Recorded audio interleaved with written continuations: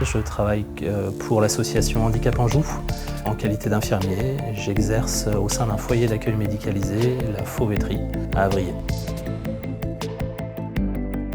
Majoritairement, les résidents présentent une paralysie cérébrale. Je décrirai mon travail en trois étapes journalières. Un tiers de mon temps est consacré aux soins. Un tiers de mon travail, c'est plus de la coordination médicale, le travail de coopération avec tous les intervenants extérieurs. Et un autre tiers est plutôt de l'administratif. Il m'est même arrivé d'organiser des séjours médicalisés à l'extérieur. C'est très varié. C'est pas le simple rôle propre de l'infirmière qui met sa blouse, fait ses soins, transmet et puis repart. Je suis arrivé il y a une quinzaine d'années à peu près dans le milieu du handicap.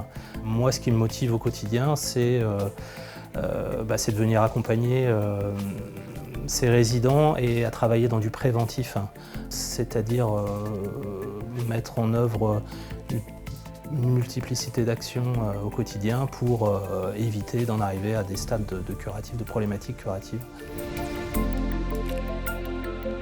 Alors moi, mon cursus a toujours été marqué par des rencontres professionnelles, et puis certaines des rencontres m'ont fait tendre vers ce travail d'infirmier en foyer d'accueil médicalisé.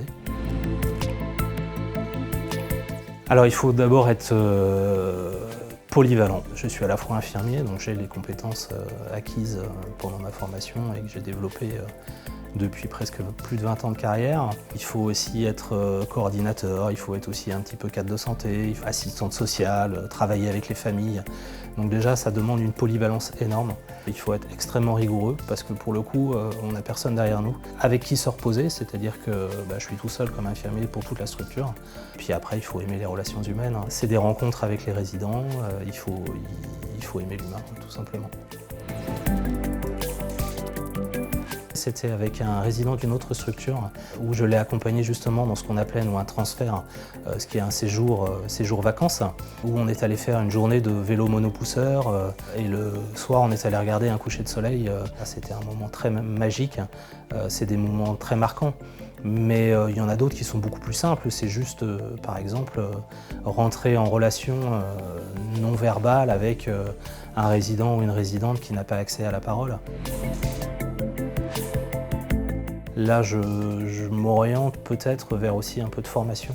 C'est-à-dire que plus ça va, plus je suis amené à former des professionnels, des jeunes professionnels. Ça, c'est quelque chose qui me plaît énormément.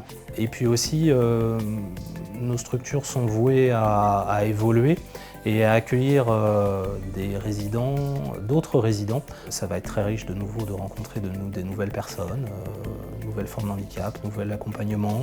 C'est toute la richesse du métier d'infirmier.